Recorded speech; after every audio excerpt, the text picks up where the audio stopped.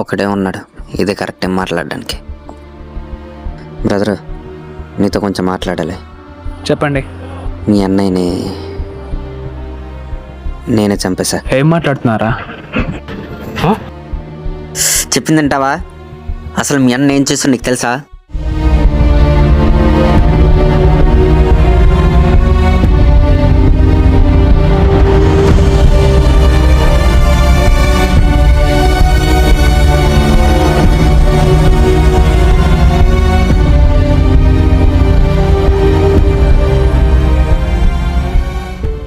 నేను చేసింది తప్పే అనిపిస్తే నువ్వు వెయిట్ చేసాను, నేను దానికి రెడీ బ్రో. కానీ దీనికి ఆన్సర్ చెప్పు.